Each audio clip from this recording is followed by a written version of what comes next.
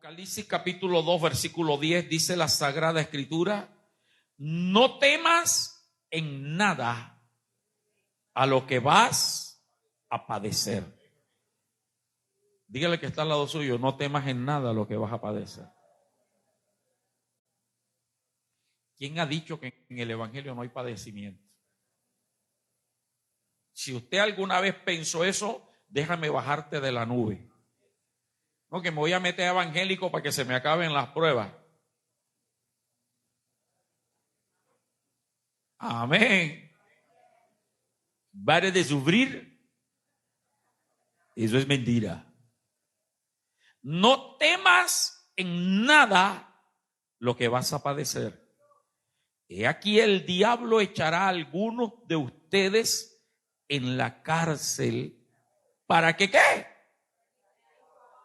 Entonces cada lucha, cada prueba, cada dificultad es para probarnos.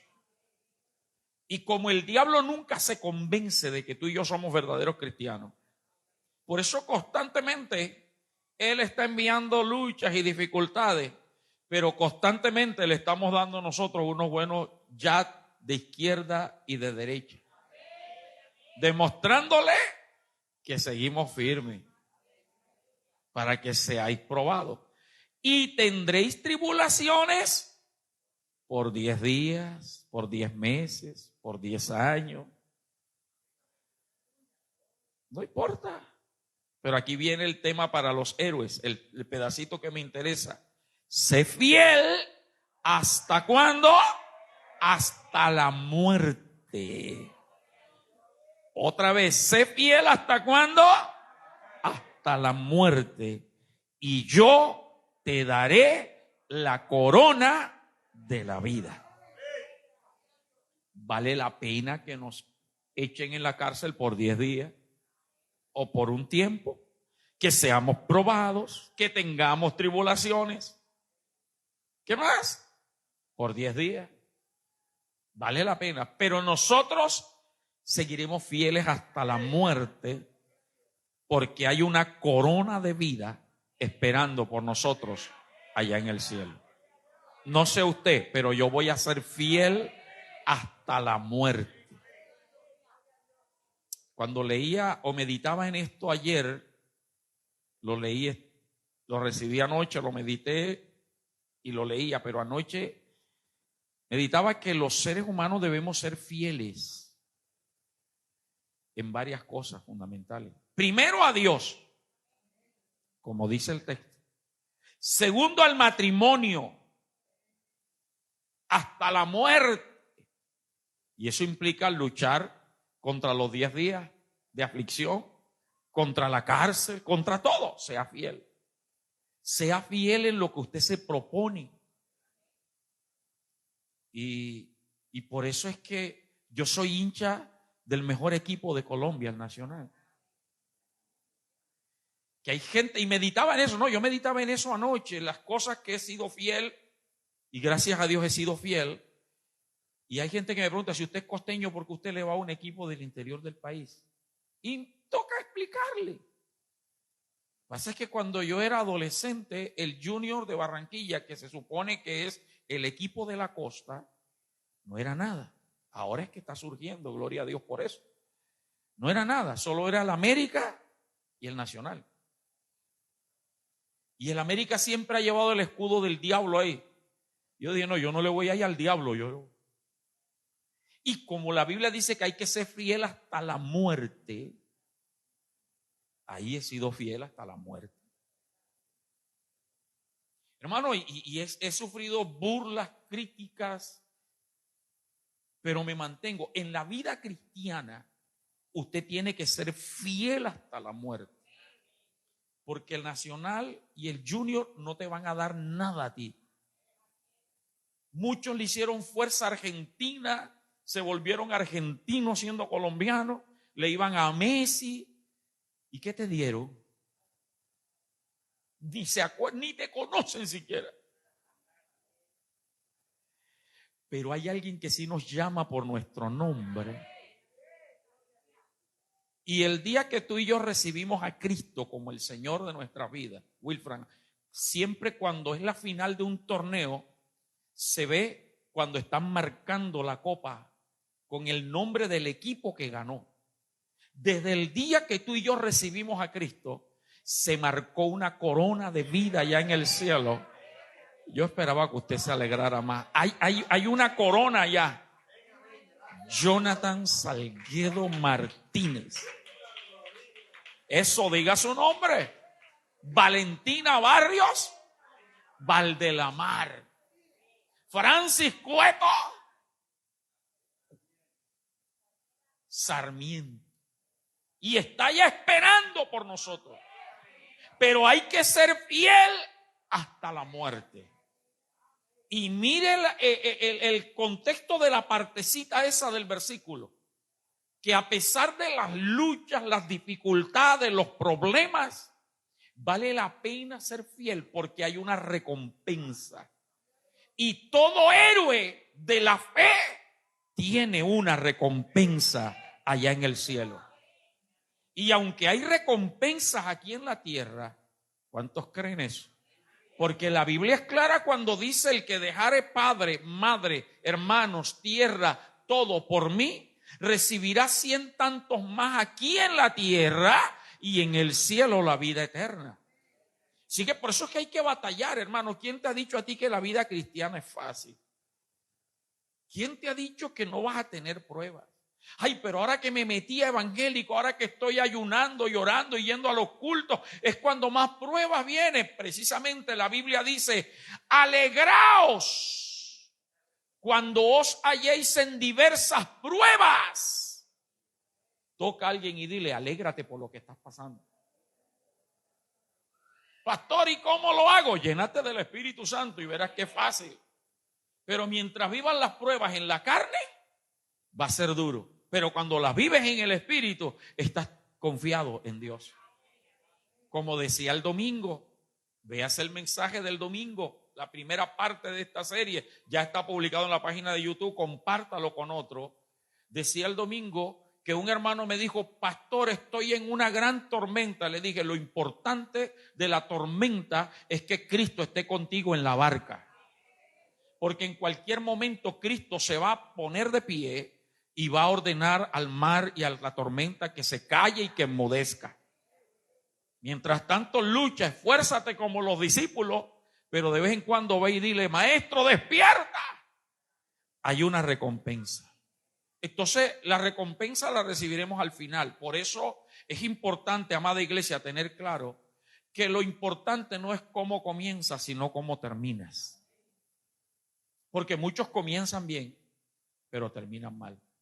Pablo dice en una de sus cartas: vosotros corríais bien. ¿Quién estorbó para desviarlos del propósito? Entonces, lo importante no es cómo comenzamos, sino cómo terminamos. Y para eso, hermano, para tener claro cómo voy a terminar y terminar bien, debo tener mucho cuidado diario y examinarme diariamente cómo está mi andar en Cristo. Un autoexamen, en vez de ponerte a juzgar, a criticar a otros hermanos, a otras iglesias, a otros pastores, a otros predicadores. Examínate tú. Porque el día que te llame el Señor a cuenta, no te va a preguntar por el pastor fulano de tal, ni por el hermano tal, ni por la iglesia tal. Te va a preguntar por ti. Entonces, el autoexamen tiene que ser diario, en oración, confrontándote con la palabra, buscando esos textos, las cartas apostólicas, buscando las cartas del apóstol Juan en el Apocalipsis, a ver cómo está tu andar, oyendo prédicas que te confronten, prédicas que tú digas: me dieron palo hoy, pero palo para limpiarme. Como les he dicho cuando predico de ese texto, donde el rey David dice: purifícame con hisopo y seré ¿qué? Limpio. Purifícame con hisopo. Y cuando los cristianos colombianos pensamos en el hisopo, pensamos en aquella esponjita o cepillito que se mete dentro de la botella, y lo que nos imaginamos, no sé si usted se lo ha imaginado, si no, empieza a imaginárselo a partir de ahora: Señor, méteme un cepillo espiritual y límpiame. Pero si usted le pregunta a los cristianos de Centroamérica, en México, hisopo es el manduco con que le dan palo a la ropa para lavarla en los ríos. O lo usaban las abuelas acá, ese manduco en la batea, sobre todo para lavar los jeans. Pa, pa, pa. Entonces, imagínese a partir de hoy, Señor, purifícame, dame palo, pero que salga el mugre. Porque hoy día las lavadoras nos sacan el mugre. Amén. Entonces, hermano, algunos comienzan bien, escúchame, pero en el camino se retiran. ¿Cuántos no empezaron contigo? ¿Cuántos no se bautizaron contigo? Hoy, ¿dónde están? Gloria a Dios, porque tú sigues firme a la meta. Otros se desaniman. Están todos arrumados en la casa, afligidos, desanimados. Pero tú, a pesar de todo, mantienes tu ánimo en Cristo. Pero más triste, otros empezaron contigo bien y se han desviado en el camino, escuchando a espíritus engañadores y a doctrinas de demonios. Por eso lo importante, hermano, no es cómo empiezas, sino cómo terminas. Y en el terminar hay que, gloria a Dios, examinar cuántos deportistas, los países, y hablemos de Colombia, Colombia tenía la esperanza puesta en ellos y empezaron bien, pero la fama los llevó al desorden y al desastre y terminaron mal. Que deberían hacerle un retiro de su, hablemos del fútbol, que se llenara el estadio y que todo el país estuviera pendiente, pero pasaron sin pena ni gloria al final. Hermanos, que cuando tú y yo terminemos esta carrera, sea que muramos o sea que Cristo venga, el cielo se abra y oigamos esa voz que yo espero escuchar algún día. Venid, bendito de mi Padre, entra en el gozo de tu Señor. ¿Cómo terminamos? El propósito de esta palabra de hoy es que no importa lo que venga contra ti, no importa lo que el diablo esté haciendo, mantente firme. No importa las oportunidades que se te presenten, porque tú tienes que aprender a examinar si las oportunidades son de Dios o no son de Dios. Tú tienes que tener claro si no son tus emociones o si es el Espíritu Santo. Porque si no se ha visto el mensaje del domingo, el domingo lo dije y lo voy a volver a decir, aunque suene fuerte. Hay gente que estando mal y no estando comprometido con las cosas de Dios, dicen, pero a mí Dios así me bendice, mi Dios así me ha abierto puertas. Yo te decía, tenga cuidado, porque puede ser el diablo el que te está bendiciendo y te está abriendo puertas. Pastor, ¿cómo así que el diablo bendice? El diablo es engañador y se disfraza como ángel de luz.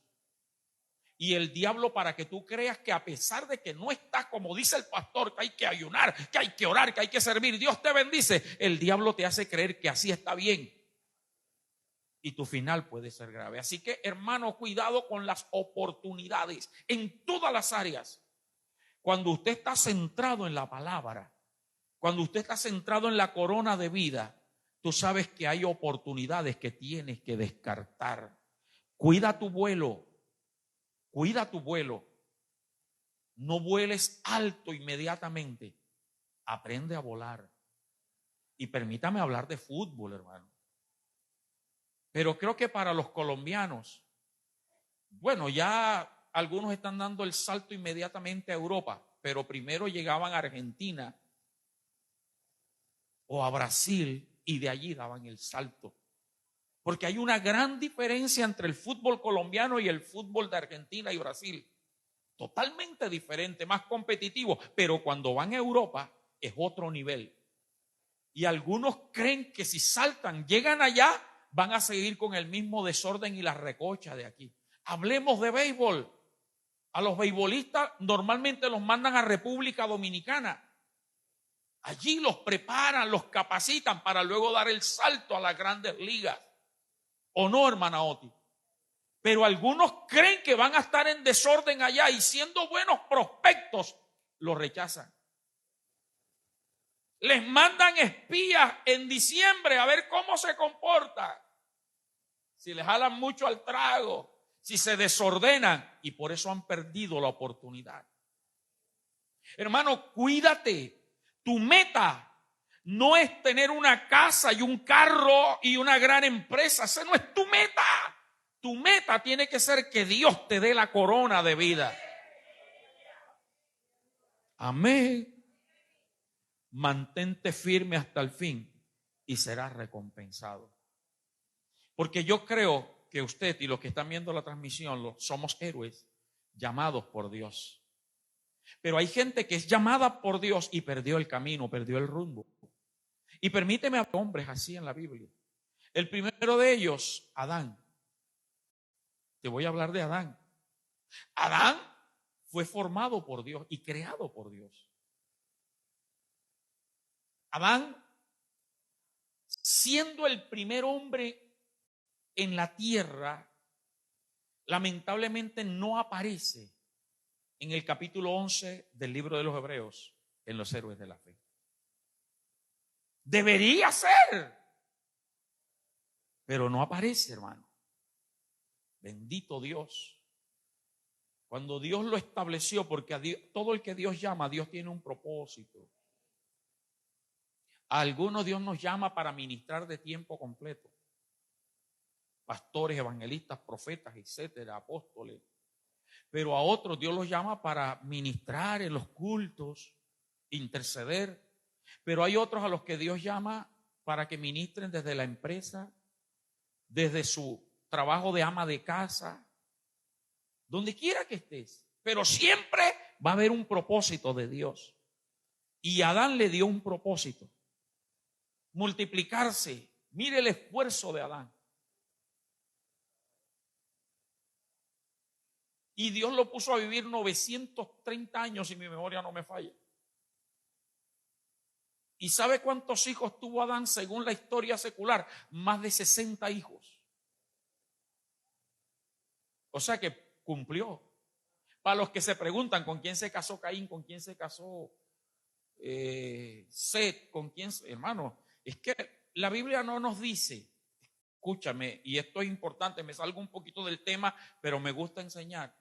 Algunos piensan que Caín y Abel nacieron en el huerto del Edén y los demás nacieron fuera del huerto. O perdón, que solamente tuvieron esos dos hijos.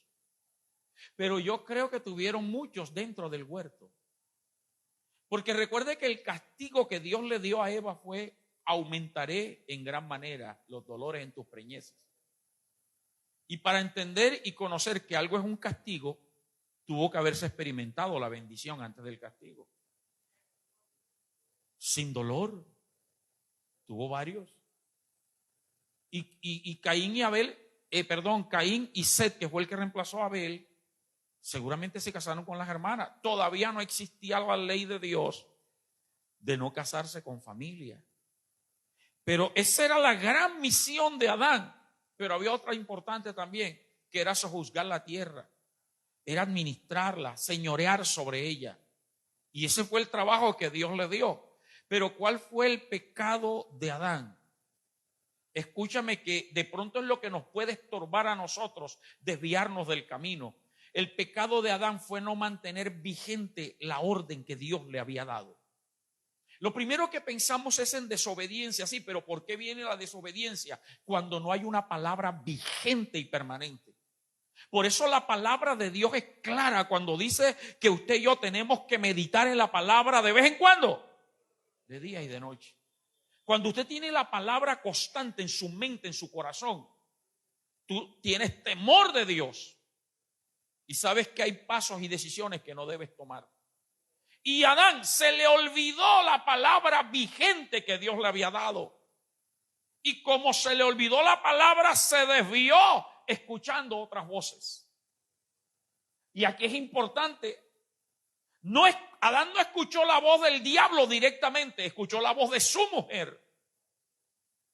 El diablo le habló a Eva, pero Eva le habló a Adán. Y aparte de eso le demostró con hechos propios que lo que Dios decía era mentira.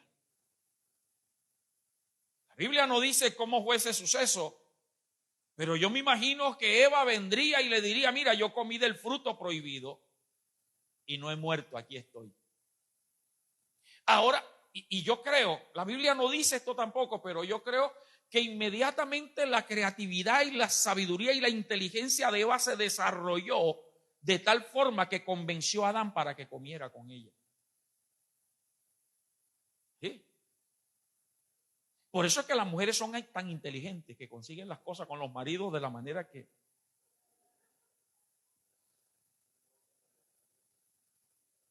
Sugestión, convencimiento, manipulación. Como dijo alguien por ahí, las mujeres se enojan por todo, por nada, porque sí, porque no y por si acaso. Pero Adán terminó escuchando y viendo las cosas con demostración y se desvió. ¿Por qué? Porque no mantuvo una palabra vigente. Es que si él mantiene la palabra vigente, dice: no importa que tú no hayas muerto, pero yo le voy a obedecer a Dios. No importa. Hermano, cuidado con los que te están desviando de la palabra con demostraciones.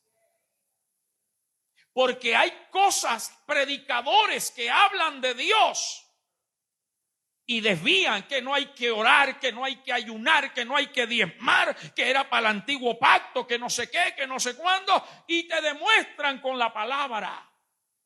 Pero como hablábamos, hermana Adela, recuerdan la junta directiva en la reunión, hablábamos los que estábamos allí, Abraham, que nosotros no diezmamos porque es un mandamiento, ni por agradar a Dios, sino porque hemos visto las evidencias de que resulta.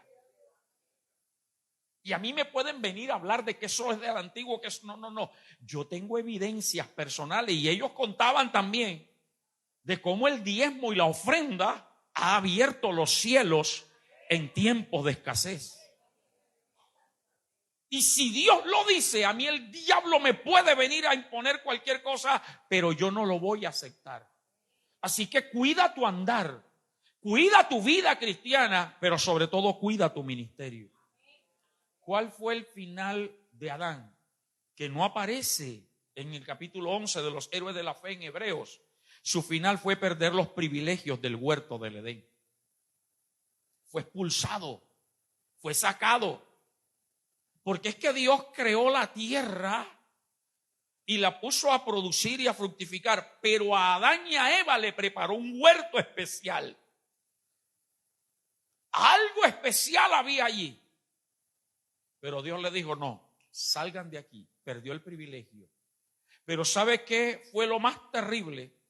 Que por ese pecado trajo maldición sobre su descendencia y sobre la tierra. Hermano, que tu final no sea de maldición ni de destrucción. No dejes que otras voces te desvíen de lo que Dios ha ordenado para ti. Ni aun tus propios conceptos personales. Es que a mí me parece, que yo creo, no. Si Dios lo dice, Dios es radical en su palabra. Dejémonos de estar cuestionando los mandamientos de Dios. En segundo lugar, te hablo del rey Saúl. El rey Saúl tampoco aparece en el capítulo 11 del libro de los Hebreos.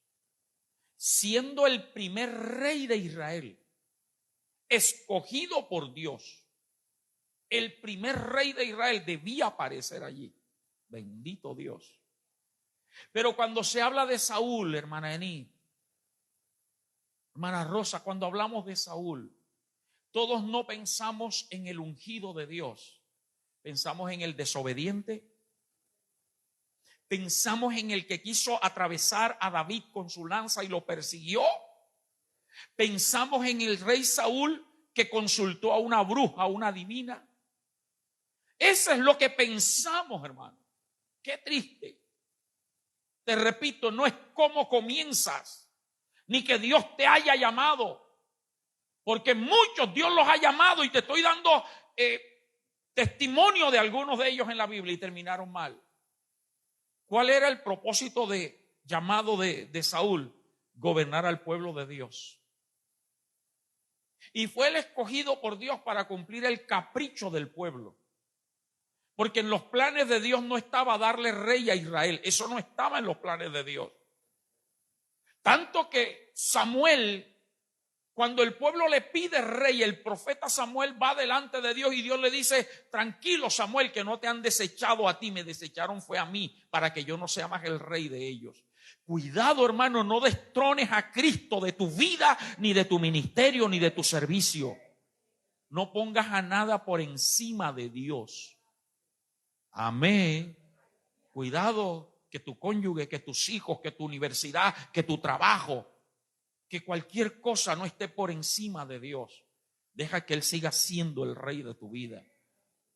Y a pesar de que fue capricho del pueblo, Dios le dijo: les voy a colocar un rey, y lo estableció. Esa era toda la misión que tenía que hacer el rey Saúl. Complacer el capricho bajo la dirección de Dios. Pero ¿cuál fue el pecado del rey Saúl? El pecado fue no dar cumplimiento total a una orden que Dios le dio. Porque la cumplió, se esforzó. Dios le dijo: ve y destruye a Amalek. Porque Amalek se le opuso a Israel cuando estaba en el desierto. Y ahora voy a tomar venganza de los amalecitas. Y que no quede ni uno solo vivo. Destrúyelos. Y Saúl fue y destruyó y deshizo a Amalek a filo de espada. Destruyó la tierra. Pero oyó la voz del pueblo. Según él, el pueblo le dijo: perdona la vida de lo mejor del ganado y vamos a ofrecérsela a Dios.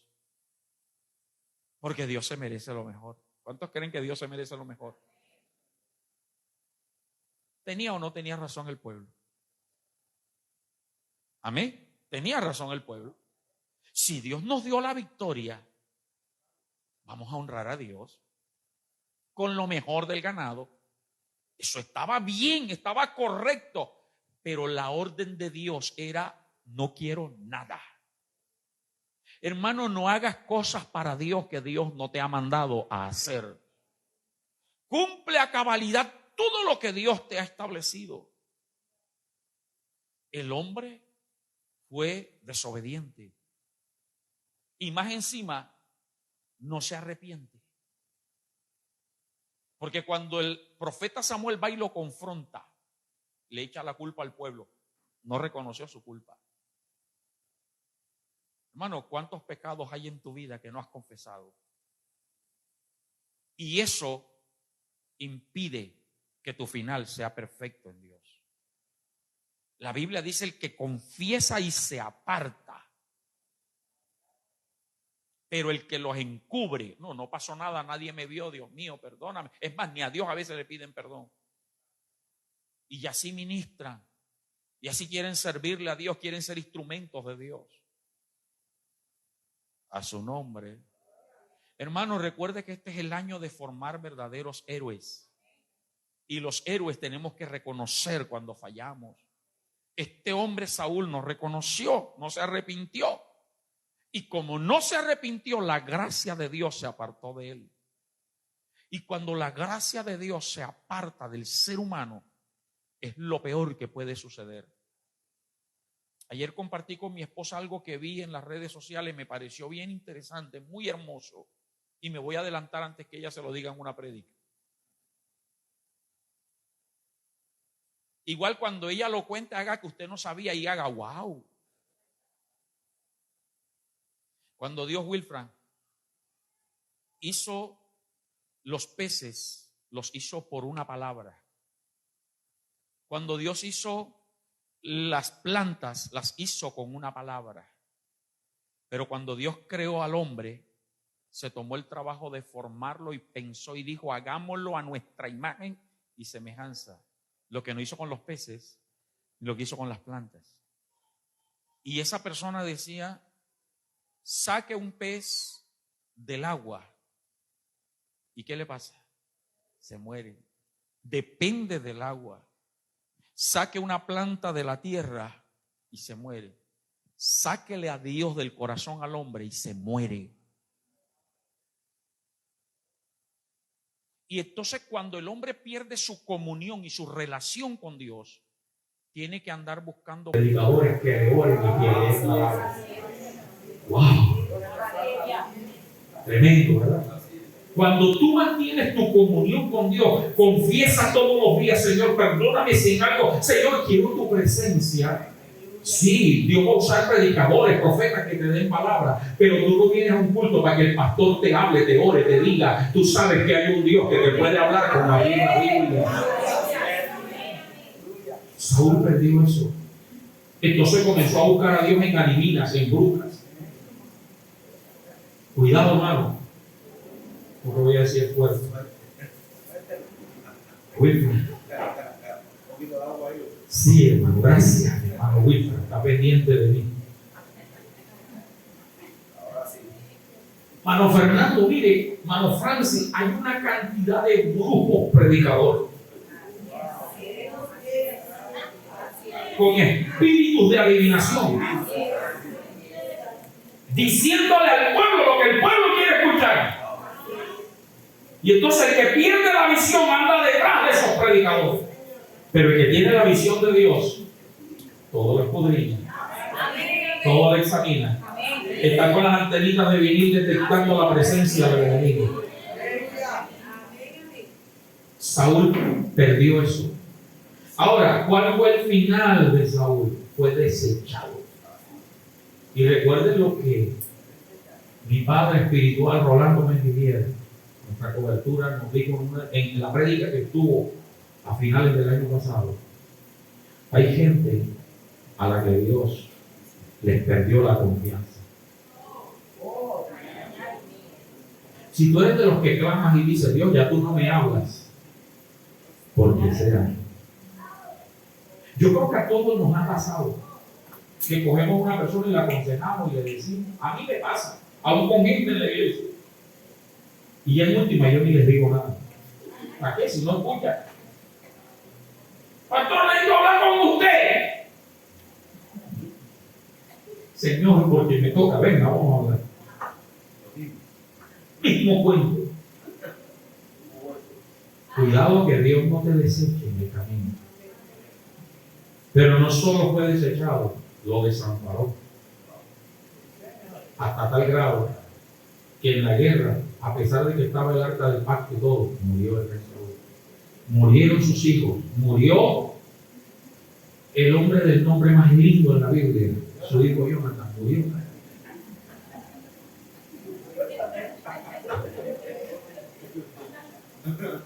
Murió sin quien lo reemplazara en el trono. No dejó descendencia en el trono, porque Dios estableció que su descendencia lo iba a reinar. Es que Dios no solo lo desechó a él, desechó a la descendencia. Hermano, cuidado. Diga conmigo: hay una corona de vida en el cielo. Y terminó suicidándose. Ese fue el final de este rey Saúl. Los verdaderos héroes como usted y como yo no nos desviamos de la palabra. Sabemos reconocer cuando fallamos y confesamos nuestros pecados, pero sobre todo mantenemos una perfecta comunión con Dios. Tercer hombre, el sacerdote Elí. Sacerdote Elí. Sacerdote en el templo. ¿Cuál era el propósito del llamamiento del sacerdote Elí? Descendiente de Aarón, ministrar en el templo, en la casa de Dios. Hacer la expiación del pueblo una vez por año. Ponerse como intermediario entre Dios y el pueblo, que a través del sacrificio Dios perdonara al pueblo. Ese era todo el llamamiento de este hombre. Gloria a Dios. Pero ¿cuál fue su pecado? Ojo, no cuidó su casa. Por ocuparse del ministerio, descuidó su casa. Cuidado, hermano, que tus afanes, tu trabajo, no hablo de los que predicamos, no, porque eso lo sabemos. Sabemos que primero Dios, luego el hogar y luego el trabajo. Dios, hogar, trabajo y por último iglesia. Pero no implica que... Pero sepan entender, no descuides a tus hijos. No dejes, tus hijos pasan más tiempo en la escuela que contigo. Sácale tiempo, corrige lo que fue lo que no hizo el sacerdote. Le comentaban que los hijos se acostaban con prostitutas que velaban fuera del templo. Le confesaban y le decían que los hijos de él cogían de lo mejor de las ofrendas para ellos, deshonrando así la ofrenda a Dios. Y él callado. Y los tenía como jueces en las ciudades. Y Dios se les agradó. Bendito sea el Señor. ¿Y sabe cuál fue el final de este hombre? Busca primero de Samuel 3:14. Terrible. Cuando Dios le habla a Samuel, al profeta Samuel, el reemplazo de Elí, primero de Samuel 3:14, perdón, primero de Samuel 3:14. Samuel tenía miedo de contarle al sacerdote Elí lo que Dios le había revelado. Y él le dijo, si no me lo revela, Dios te va a hacer el doble a ti de lo que tú me hiciste. Bendito Dios. Primero de Samuel 3:14. Por tanto, dice Jehová, yo he jurado a la casa de Elí que la iniquidad de la casa de Elí no será expiada jamás, ni con sacrificio ni con ofrenda. O sea, esa familia, esa descendencia quedó pecadora para toda la vida. Y ni quien hiciera ofrenda por ello. Hermano, cuidado que las cosas con Dios son serias. Cuida tu casa para que el pecado siempre sea quitado de tu casa. ¿Cuál fue el final del sacerdote Elí? Murió enjuncado. Se cayó de la silla donde estaba porque era pesado. Cuando le dijeron que murieron los hijos en la guerra, él no se molestó tanto. Él sabía que eso iba a venir. Le dolió fue que los filisteos capturaron el arca de Jehová. Y eso fue lo que hizo que se fuera para atrás y se enjuncara. Entonces su final fue morir desnucado. Y sobre todo por la pérdida del arca, lo que más tenía que recordar. Un verdadero héroe de la fe. Amado hermano, cuida su casa. Hace que su casa se mantenga en santidad. Si tú eres la autoridad espiritual y física de la casa, cuida tu casa. No permita el pecado en su casa. Que ya mis hijos tienen 18 y son mayores, entonces busque dónde mudar. Así es. Pero mi casa me la respeta. Pero si no eres la autoridad máxima en la casa y tu marido es el que hace pecado y él le consiente a tus hijos que haga pecado, bueno, y es otra cosa, hablo con las mujeres, porque a veces les toca, porque los papás a veces se ponen a tomar hasta con los hijos y a llevarlos por ahí. Pastor, ¿qué hago entonces? ¿Qué hago? Haga lo que hacía Job. Todos los días ore y pida perdón a Dios por tu casa. Ponte allí, Señor, no destruyas, ten misericordia. Y cada vez que pueda, háblale, exhórtale, confróntale, hasta que Dios haga la obra. Porque mira lo que pasó con este hombre, siendo llamado por Dios. Y termino con alguien que empezó bien, se desvió, pero terminó bien. Te hablo de Sansón. Capítulo 11 de Hebreos, versículo 32, por favor. Mire que Sansón sí aparece en el listado de los héroes. Pero no se habla extendidamente como se habla de los demás, sino que se menciona. Y el escritor de los Hebreos, que no se sabe quién es anónimo, algunos dicen que Pablo por la escritura, otros dicen que Apolo, no importa, pero el escritor tuvo la intención y dice, ¿y qué más digo? Porque el tiempo me faltaría contando Gedeón, de Barak, de Sansón, de Jefté. Algunos no conocen quién fue Jefté. Cualquier día de esto en la serie hablamos de Jefté, de David, así como de Samuel y de los profetas. Ahí está Sansón, que a pesar de desviarse del camino, enderezó al final. ¿Y sabe cómo? Se dejó llevar de la lujuria. De la lujuria. ¿Cuál fue el pecado de Sansón? Las mujeres. Cuando la orden de Dios era no juntarse con yugo desigual. Y empezó a ver filisteas. Y como le decía alguien hoy, ojo que las filisteas y los filisteos mochan cabello y sacan ojo. Cuando usted se mete con un filisteo espiritualmente, con un inconverso, una inconversa, usted pierde la misión espiritual y cree que lo que está haciendo está bien. Lo importante es el corazón, lo demás digan no importa. Eso hacen los filisteos, las filisteas. Qué triste. Se dejó llevar con la lujuria. Vio que Se me acabó el nombre. Dalila era bonita. ¿Acaso no había mujeres bonitas en Israel? Siendo consagrado y dedicado a Dios. Ojo, peor, hermano. Hablo aquí con los que hemos nacido y crecido en el Evangelio. Tú has sido dedicado a Dios. Guárdate y mantente en Dios. Porque tú, todos los que hemos nacido y crecido y hemos sido consagrados desde nuestra niñez, somos una presa deliciosa al diablo. Y si uno que ha sido consagrado y dedicado y criado en el Evangelio se aparta, hace quedar mal a sus padres delante del reino de Dios por medio del diablo y aún hace quedar mal a Dios. Por eso si alguno me está viendo, vuelva a Dios y no le deje más alimento al diablo para que se burle de ti. Sansón se retiró, Sansón se apartó y se fue y se dejó llevar. Eso lo hizo perder la unción, que era la fuerza, porque Dalila le reveló a los filisteos que el secreto de él era cortarle el cabello y perder la fuerza. Te conozco la historia, perdóneme que no le hable de ella, pero perdió la unción. Y recuerde que la unción de Dios es la que pudre los yugos. Y un cristiano sin unción lleva una cantidad de yugo diabólico encima. Por eso cuando venimos a la casa de Dios, que la gloria se desata, pídele que suelte todo yugo de ti. Llénate de la unción de Dios. Perdió el propósito. ¿Cuál era el propósito, el llamamiento de Sansón? ¿Cuál era su ministerio? Matar filisteos.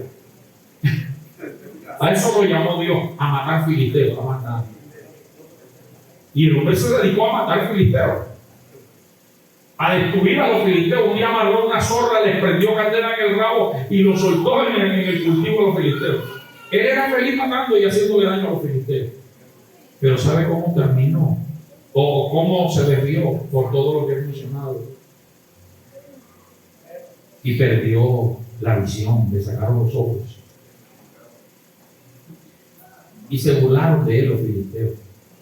¿Te conoce la historia?